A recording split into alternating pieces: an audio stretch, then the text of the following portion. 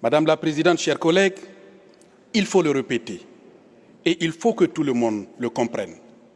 Le terrorisme ne connaît pas de frontières et aucun État n'est suffisamment puissant pour être à l'abri.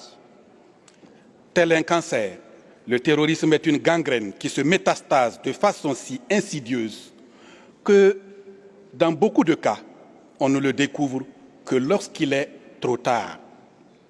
Si le monde entier semblait l'avoir compris en 2014, en engageant une coalition internationale contre Daesh en Irak et en Syrie, qu'est-ce qui empêche une mobilisation de la communauté internationale face à l'État islamique au Grand Sahara, face au SNIM ou au GSIM, ces groupes qui provoquent l'insécurité et sèment la terreur au Burkina Faso et dans le Sahel?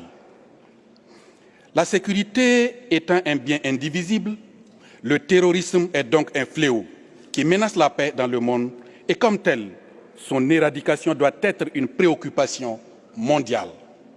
Alors, la paix dans le monde dépend étroitement de la victoire contre le terrorisme au Burkina Faso et dans le Sahel.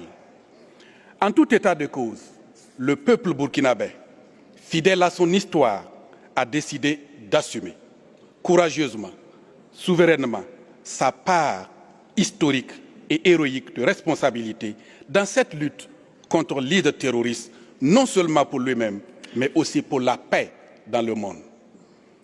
Mesdames et messieurs, le diagnostic est établi, implacable, et le thème du débat général en dit long quant aux causes.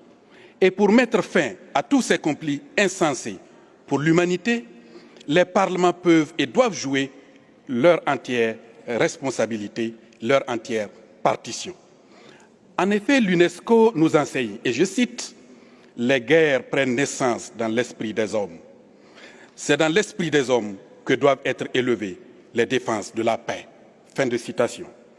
D'où toute l'importance de la coopération parlementaire. Les parlements représentent les populations par essence, doivent donc cultiver d'abord la défense de la paix dans l'esprit des populations. Et Nelson Mandela l'exprime si bien dans son livre « Un long chemin vers la liberté ». Je cite, « J'ai toujours su qu'au plus profond du cœur de l'homme réside la miséricorde et la générosité. Personne n'est né en haïssant une autre personne. Les gens doivent apprendre à haïr. Et s'ils peuvent apprendre à haïr, on peut leur enseigner aussi à aimer. Car l'amour n'est plus naturellement dans le cœur de l'homme que son contraire. » Fin de citation. Avec donc la volonté et l'engagement, nous pouvons adoucir les cœurs et davantage le monde. Nous souhaitons avoir la paix au Burkina Faso, au Niger, au Mali, en Afrique et dans le monde. Je vous remercie.